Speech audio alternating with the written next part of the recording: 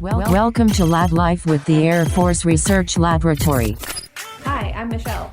And I'm Kenneth. Today we discuss the importance of STEM education, outreach programs, and how cool it is to work with our Batman team with our guest, Dan Andrews. In 3, 2, 1. Hello, Lab Life listeners. Today we're joined by Dan Andrews, a member here at AFRL, and he is the Wright Patterson K-12 STEM lead here in Dayton, Ohio. Dan, thanks for joining us. Absolutely. Thanks for having me. So starting off, we've talked to you a few times here preparing for the podcast, and you have such an upbeat attitude. So how are you, especially during quarantine, just staying so excited or at least enthusiastic? Well, it's not exactly an enthusiastic time in the world or here in the area, but we have to adapt. We have to be, as I tell my staff, to be a chameleon. So we're always ready to change during the times. So when schools were when we had the stay-at-home order, we looked at all of our summer camps. We looked at all the support we start doing in the classrooms. We started looking at how we can support virtually. Knowing that the CDC guidelines, the Air Force guidelines, local schools, states, those guidelines are going to be very fluid and they're going to change a lot. So what we have to do is we have to look at adapting with the times. So a lot of our summer camps going virtual, a lot of our in-classroom support that we go into the schools, we're looking at how we can support the schools virtually. So just, we have to stay positive, upbeat, and, it beats the alternative. So. Yeah, it's very inspirational. It has definitely helped a lot. So we appreciate that, at least that insight into kind of what you do. Absolutely. So Dan, normally, what would educational outreach be doing during the summer? What's your mission and how are you adapting virtually? You mentioned, you're going virtual with things. What does that really mean? So our normal summers are hands-on. So we have kids come to our Starbase facility. We have kids they come and do apprenticeships on base. A lot of our stuff is in person, hands-on instruction.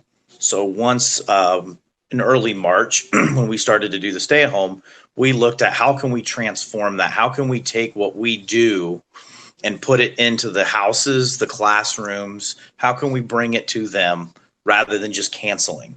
Because our office is all hands-on in person. And so we're not sure how the summer was going to shake out, whether we were going to still be on a stay-at-home order, whether we were going to be able to go have folks come into the facilities.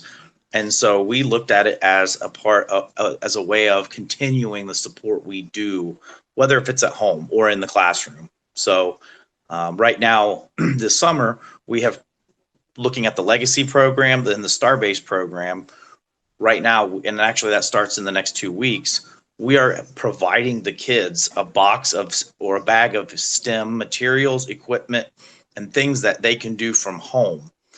So what we will be doing is we will be doing our instruction from Building 196 in Area B at Wright Pat. At Wright Pat during certain times during the day. And the kids can tune into the Zoom account or the WebEx account and be able to follow along with our instructors and our staff. And we're providing them the materials. So, mom and dad, grandma and grandpa, or whoever, they don't have to go out and purchase the materials. They'll have it there on hand to be able to walk through with our instructors and with our educators. And Dan, you mentioned that these kids were normally part of the Starbase program or the legacy program. Could you talk about those? It's pretty cool that it sounds like you're kind of sending as much as you can camp in a box, and then they can tune in to these experiments and stuff. But what's Starbase? What's legacy? So the legacy is a program that we have kids start at the age of 11 and go all the way through college, or hopefully getting at the end a government career. So the first phase of legacy is called the Craftsman Camp. That's from ages 11 through 15. They come once a week to our facility here off base to go through a camp, a STEM camp, an enhanced STEM camp, if you will. And it builds upon every year, 11-year-olds, 12-year-olds, 13, and so on. And then at the 15-year-old camp, we look at those kids and we We look at their drive, we look at their teamwork, we look at their efforts, we look at everything about them, and hopefully we can move them on to the junior apprentices. But going back to the craftsman camp, with those kids coming into the facility for a hands-on STEM camp for about 5 or 6 hours, we can't do that. And we're at locations at Hill Air Force Base, the Air Force Academy, Eglin Air Force Base, and here at Wright Patterson. And rather than just shut up shop and, skip the summer and call it a day, we want to show these kids that the Air Force is committed to them, and the Air Force is wanting to keep these kids engaged no matter what. And so we decided back in March that, if we were going to be not doing things in person on the side of safety, that we would like to give these kids an experience, an opportunity to stay in the pipeline. And so we were able to execute that. We sent out, I believe, about 50 boxes about 2 weeks ago to all of our leads. And that way parents can come pick the items up for the camps itself. And so we'll be executing those. So each of the sites that I mentioned are going to do a virtual presence where the students will sign into the Zoom account and they can ask questions, they can interactive. We're hoping to be able to give the kids a great experience and just show them that the Air Force is still committed to keeping them engaged. Once the craftsman camp's done, then we have the junior apprentices, which are the high school age group. You have to be 16 years old to work on base. So once these kids graduate, so to speak, from the 15-year-old craftsman camp to the junior apprentices, they come on and work up to 320 hours, whether it be in the labs, Air Force research, whether it's AFRL, LCMC, any of the different organizations here on base, they get up to 320 hours. Along with that hands-on work, they get professional development courses, what not to post on social media, how to write a resume, how to apply for college. If they need any tutoring, we have that available. So we're trying to give all these resources and professional soft skills that students either are lacking or need to go into the workforce. So each summer, they'll get to work those hours, be able to network, be able to prove to the mentor and to us that they want to continue to work for the government and for the Air Force. And then once those kids graduate high school, we move them into the apprentice phase, which is the college phase. So once they go into college, we need to show them, hey, here are the things that you need to know, how to do an interview, how to do a briefing, some of those advanced skills. But along the way, we want to get them introduced to the SMART program, the PSIP, the Premier College Internship Program, any type pathways program, any type of government student programs that they can apply for, they can get interested in, and they can continue on their pipeline to an Air Force career. And the Starbase Program, the Starbase Program is a Department of Defense program that is run out of OSD, our Reserve Affairs, and those are academies across the United States, including Puerto Rico. And so during the school year, kids come to us, to our facility over at the Child Development Center, and they do 25 contact hours of STEM. Well, once the school year is over, we have a big lull from June, July, and then August. And so what Starbase has done is we've developed flight camps. So 25 to 40 kids will come, 4 times throughout the summer and do hands-on STEM camps. And so now that we're doing all that virtually, we're actually going to have a drive-through where the parents can collect their stuff and the materials and the items over at our Starbase facility, and then our Starbase instructors will be able to execute those camps virtually, just like Legacy. That's pretty cool. That they'll at least get some hands-on activities this summer. What would be like a sneak peek into like one of the can you tell us what the kids will be doing, an experiment or building something? So right now we're still developing. We're in our ordering phase. But anything that you can think of, we have some of our stuff that I just drew a blank. I'm sorry. Well, we can cut this out. I don't even have to Yeah. ask the question.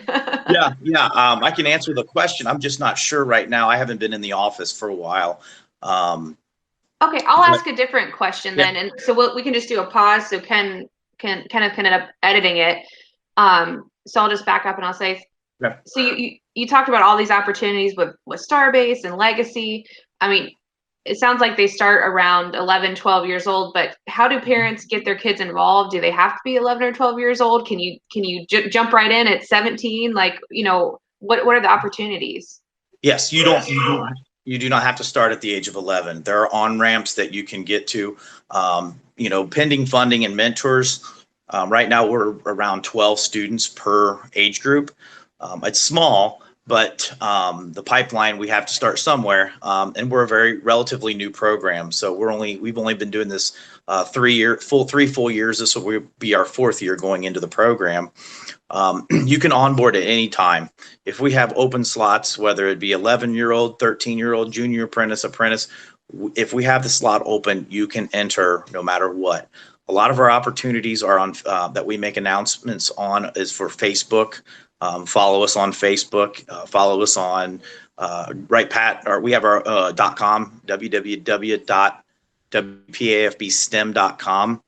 We put our stuff out there. Those are we can at the bottom right hand corner, click on that. People from all over the country can join our mailing list and see our announcements that whether our camps or if there are local camps in the area that are free that students or teachers would want to be a part of.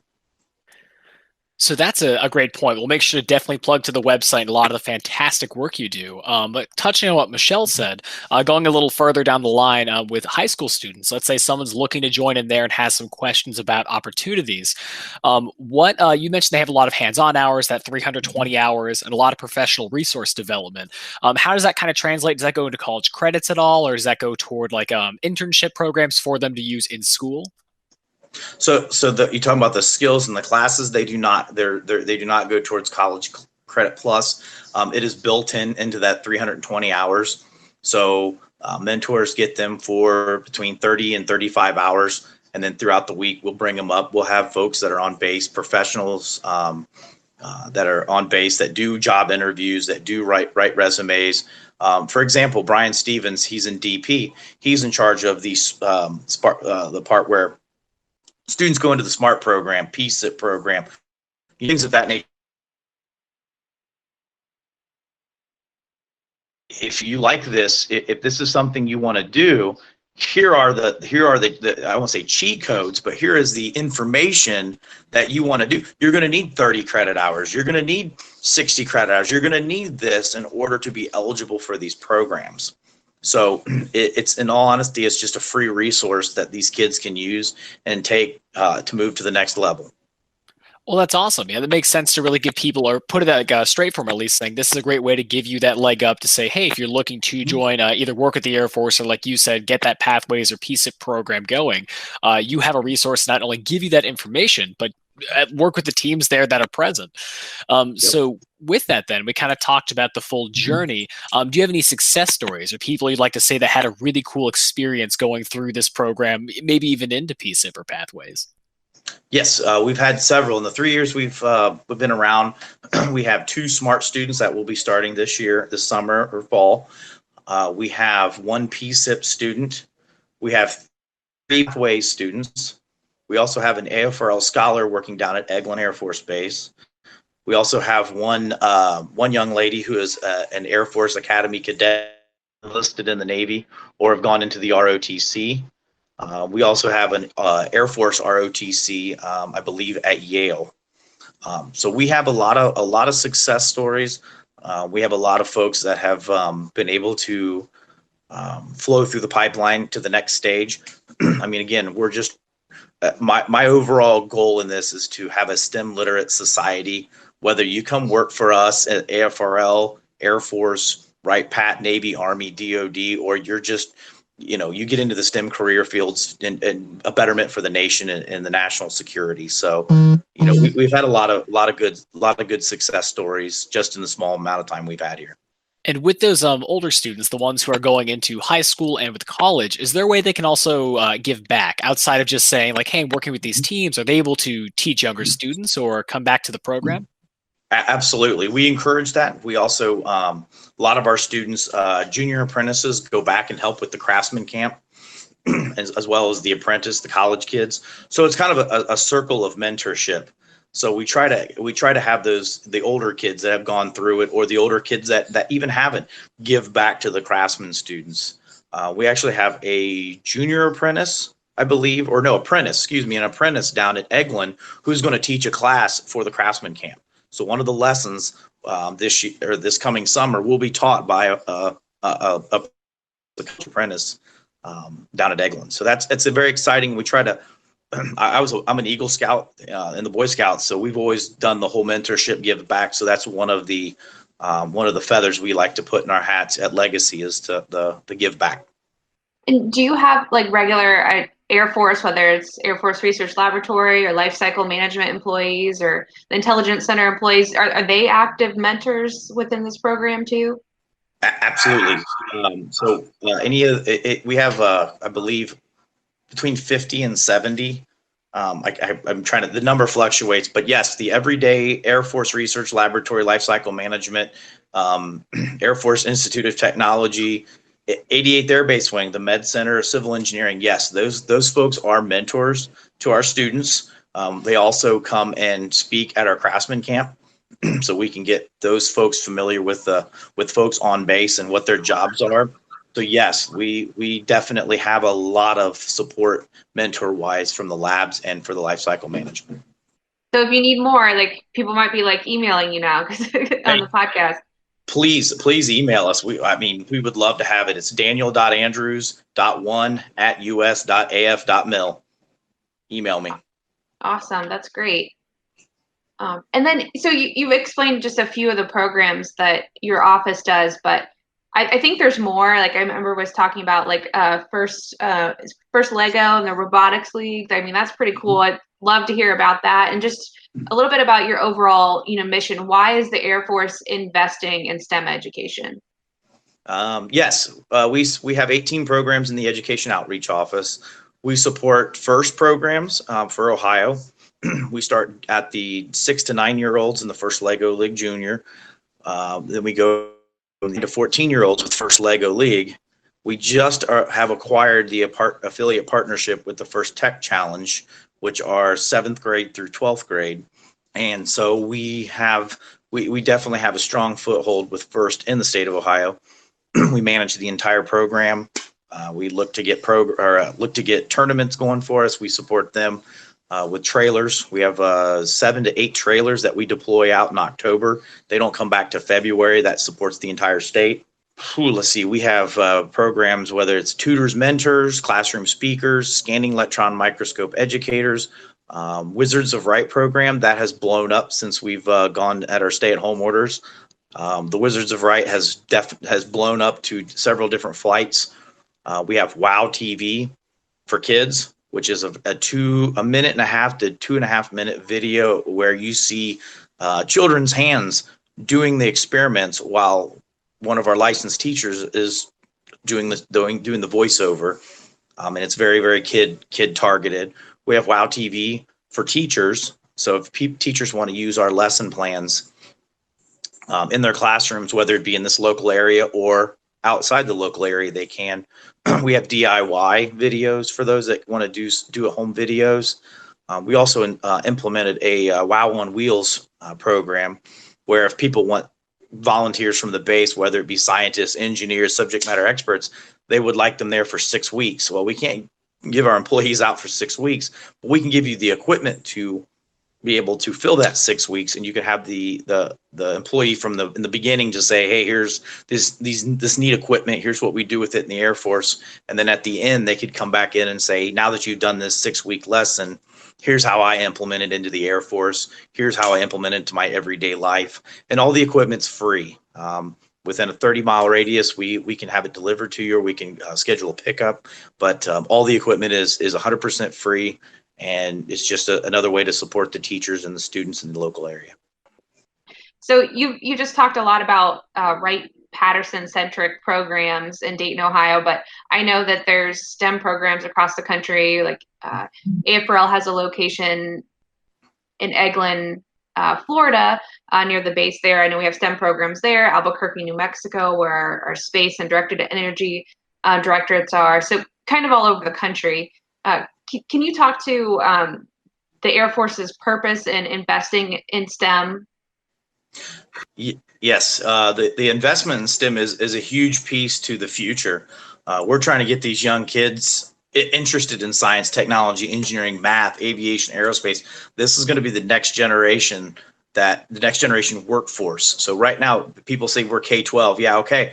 We are going to be the ones inspiring these kids to come and be the future, be able to solve these world problems that we're continuing to face. This is going to be our future, at least my future. I just did a speaking engagement on Friday to the graduating seniors for First in Ohio, and these are the kids. This generation is going to be the forefront of the new generation of problems. But for the Air Force, we need to make these jobs attractive.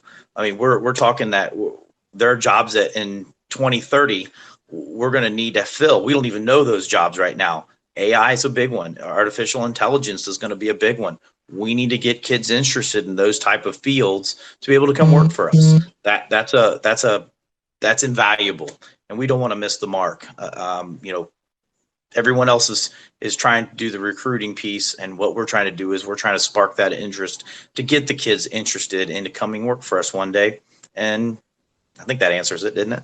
I kind of rambled. I'm sorry. No, it absolutely answered it. When you first told us about like the STEM in a box a few weeks ago, or maybe it's been a month ago, kind of that pivot that you made, I was thinking, sitting at home in a world that's kind of scary right now, and our greatest hope for a sense of normalcy and solutions are scientists or engineers that are coming up with ways to make the world safer. And we need to develop those kids today, that could be, opening that STEM camp in a box in a couple weeks or a month. They're the ones that can, solve those problems in the future for us. We don't even know.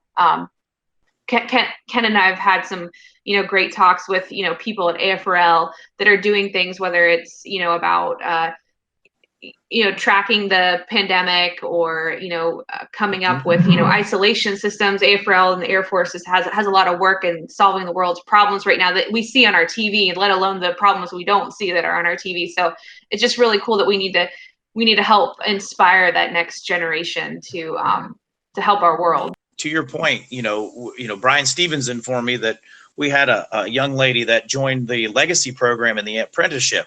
She's been working with USAF SAM on this COVID crisis. I mean, that's the type of leverage that we want to be able to show folks that, hey, you're going to come in and manage these type of things. You're going to work on these type of programs.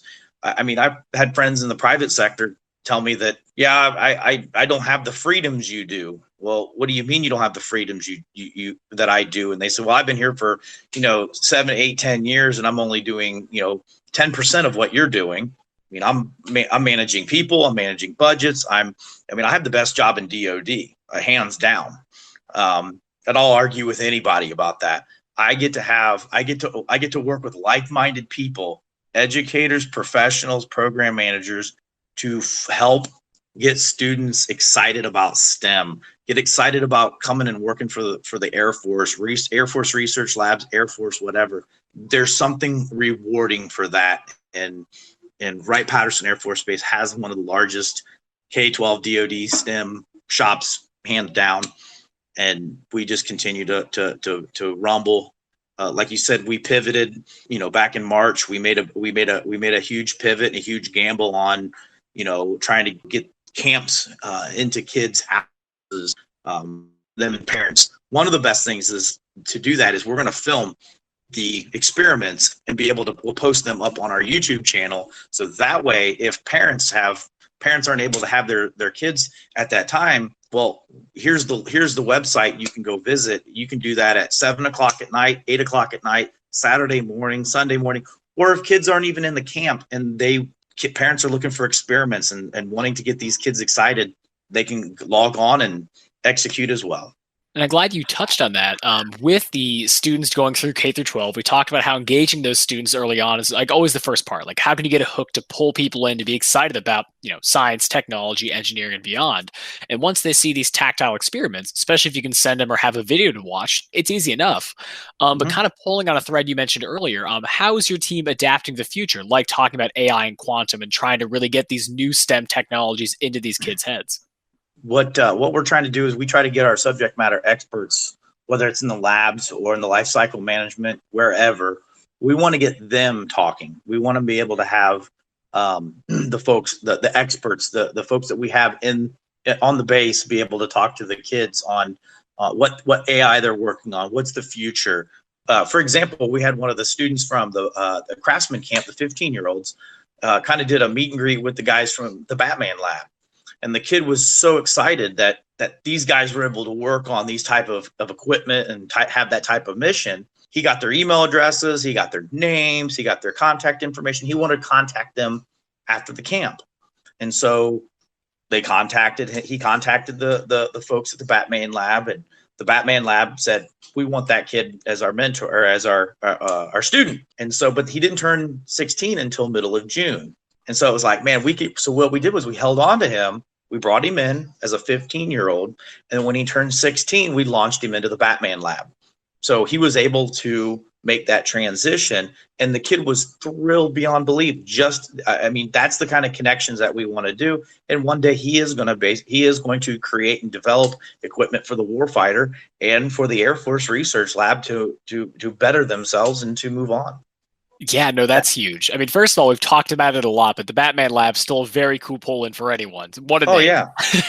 except for we get the little kids when we say the Batman Labs here. We did the STEM hoopla. They where's Batman? And we're like, what do you mean where's Batman? We've actually had kids like crying and bawling because the Batman Lab was not, Batman. Oh no. So, yeah. My son actually asked me to get the autograph from the Batman Lab, and I said, that's not the Batman you're thinking. So pretty cute. Oh no, I'm making kids cry. But for our listeners, Batman has a bunch of periods between the letters because it's an acronym, and Batman stands for Battlefield Air Targeting Man-Aided Knowledge. It's a program that eliminates a lot of the challenges when we think about all the pounds of gear and equipment that our operators carry out in the field, and what can we do to reduce that fatigue and workload.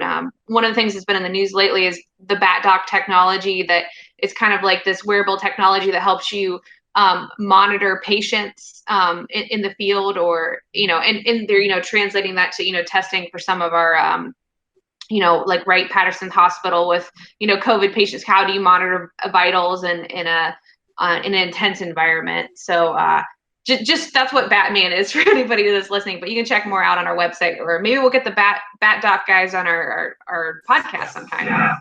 Ask for their autographs. That still counts. Yes. Yep.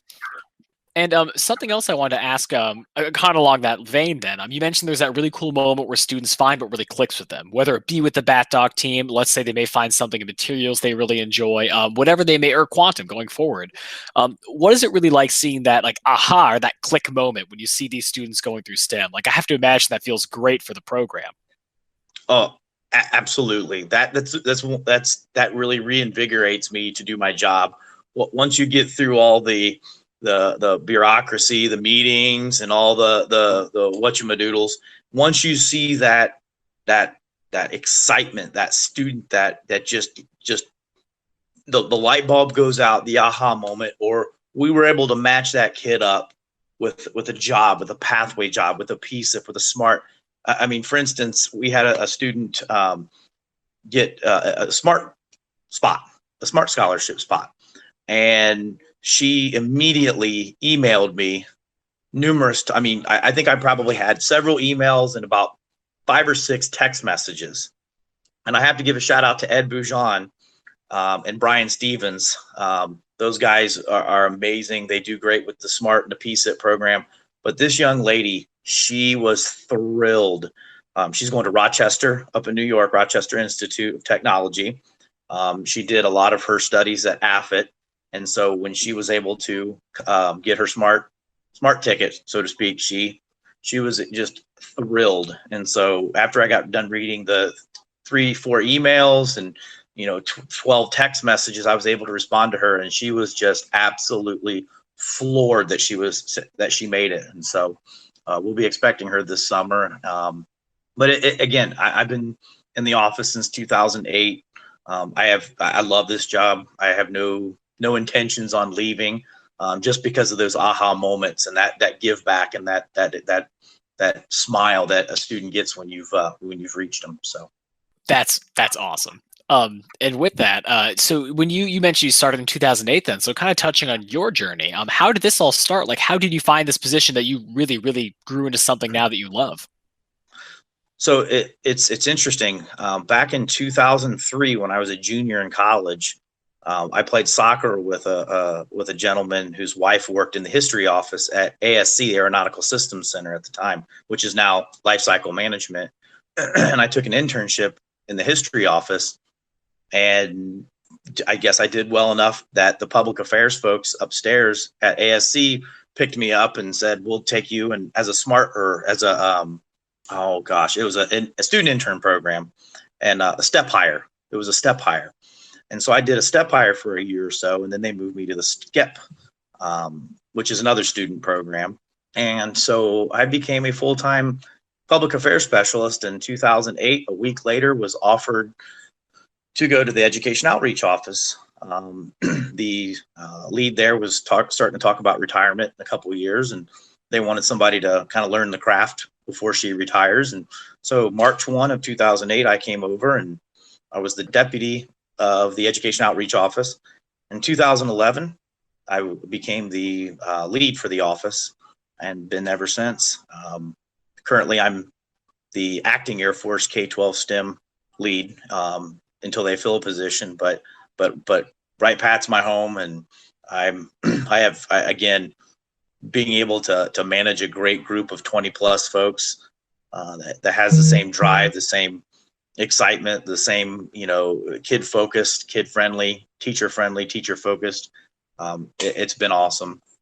Hopefully I can finish my career here. That's really awesome. Ken and I think we have pretty cool jobs at AFRL too, but we won't argue, we won't debate, but that's fine. We'll give you this one. I'll take the win, but public affairs is also pretty doggone cool. That's my second favorite job in my career. Yeah. So yeah. Pretty neat. Thanks for the win. Telling the story. So, Ken can interrupt me if I'm wrong, but I think we've kind of captured some of the stuff we want to talk to you about today. One of the final things that we usually ask our guests is, is there a piece of Air Force technology that, really inspires you? So I read that question, and it's kind of interesting. So in college, I went to Defiance College, and I was originally going for education. I wanted to be a teacher. Well, my journey changed, and I became a history major. And so I had to do a final project for my senior year, and it was just happened to, as a matter of fact, before my senior year, I was working for the history office. And so I helped write the Wright Patterson book, Home Field Advantage. So I have several inserts in that book. And so what I did was I started reading more about World War II aircraft. And so that really inspired me to dig into the Air Force a lot more, especially being in the history office and having a lot of the information. So I would say World War II aircraft really is that research from where we kind of began, where we started to where we're at now is it's phenomenal. That is phenomenal. And really, this message has been not only an inspirational one, but really giving guidance to students who may not know about the STEM outreach program, or like parents who may want to get their kids started off on the STEM track. So we really appreciate you joining us today. And was there any final messaging or anything else you wanted to say about the STEM outreach office before we close shop here? Visit our website, www.wpafbstem.com. We also have something for Air Force for those that are outside the Wright Pat area. It is www.afk12stem.com. Those will show you the different locations around the country of different K-12 STEM outreach offices. There's also activities. There's also any type of programs or contact information to be able to get a hold of your local base to see what kind of support they have. But we're here. We're a free resource. Utilize us. If there's anything you need, please let us know. Thank you so much, Dan, and thank you again for joining us. Absolutely. Thank you so much for having me. Make sure to follow us on social media at Facebook, Twitter, LinkedIn, Instagram, and YouTube at AF Research Lab. And remember, stay curious. Logging off.